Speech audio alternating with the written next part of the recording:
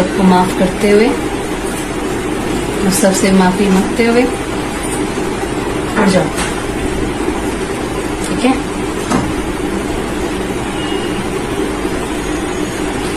गाजियाबाद में 13 साल से कोमा में पड़े हरीश राणा को अंतिम विदाई। भारत में पहली बार इच्छामृत्यु की प्रक्रिया शुरू। 13 साल से बिस्तर पर पड़े गाजियाबाद के हरीश राणा को आखिरकार सुप्रीम कोर्ट से इच्छामृत्यु की मंजूरी मिल गई। लंबे समय से असहनीय पीड़ा झेल रहे हरीश का लाइफ सपोर्ट हटाने की प्रक्रिया एम्स में शुरू हो चुकी है। इस बीच उनकी अंतिम विदाई से जुड़ा एक भावुक वीडियो सोशल मीडिया पर तेजी से वायरल हो रहा है, जिसे देखकर लोग भावुक हो रहे हैं। उन माँ बाप के लिए बेहद भावुक पल था जब वो हरीश को आखिरी विदाई दे रहे थे। उन्हें पता था कि हरीश अब कभी उठ खड़े नहीं हो सकते, फिर भी वो 13 साल तक बेड पर उसकी सेवा क्योंकि ये करते मेरा रहे। अपने लड़के का मामला नहीं है। ऐसे इस भारत देश में पता नहीं कितने लड़के पड़े रहते हैं।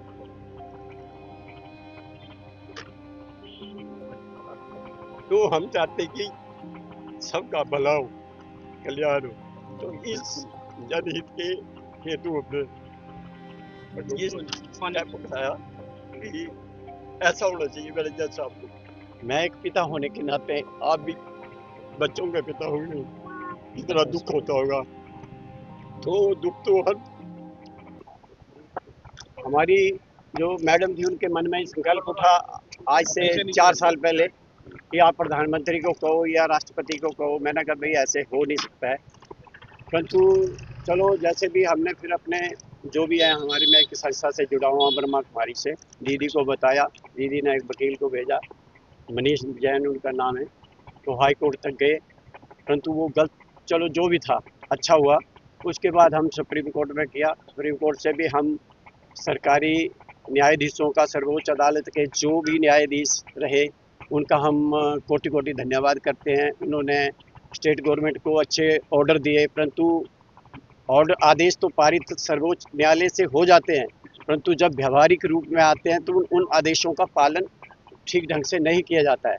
चलो जो भी है, हम धन्यवाद करते हैं उन अभिवक्ताओं का भी, उन मुख्य चिकित्सकों का भी, उप चिकित्सकों का भी सहयोग मिला हमें, परंतु हम सेटिस्फाइड। हम दोनों बूढ़े हो रहे हैं। 63 साल मेरी उम्र हो रही है, 60 के लगभग उसकी हो रही है। न्यायाधीश ने तो बोर्ड बिठाए, यहाँ के सीएमओ आए, गाजियाबाद के आए, नोएडा के आए, मेरठ के आए, परंतु हमने बोले नहीं जी एम्स का बोर्ड बिठाओ। उन्होंने हमारे लिए एम्स का भी बोर्ड, एम्स की रिपोर्ट ली। एम्स में लड़के को ले जाया गया, उन्होंने चेक किया, उसके बाद उन्होंने ब्रेन डेड उसका डिक्लेयर किया। उसके बाद हमें 13 जनवरी को न्यायाधीश ने अपने सामने हमें बुलाया, तो गोपनीय मीटिंग हुई हमारी। बहुत अच्छे न्यायाधीश हैं, मैं कहता हूँ ये मुख्य न्यायाधीश बने, अभी बन जाएंगे और जिस हिसाब से, क्योंकि ये मेरा अपने लड़के का मामला नहीं है। ऐसे इस भारत देश में पता नहीं कितने लड़के पड़े रहते हैं।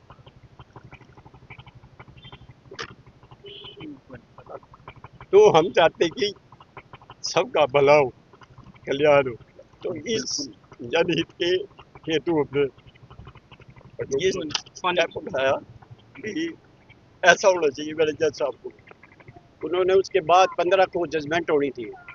उसके बाद ये रूल जो इंडिया में आज लागू हुआ, ये 7 देशों में भी लागू है। जो आज ये लागू है, परंतु कितने लोगों का इसके द्वारा भला होगा। मैं एक पिता होने के नाते, आप भी बच्चों के पिता होंगे, कितना दुख होता होगा। तो दुख तो हर मुमताज जवेरी की रिपोर्ट, न्यूज़ वॉरियर।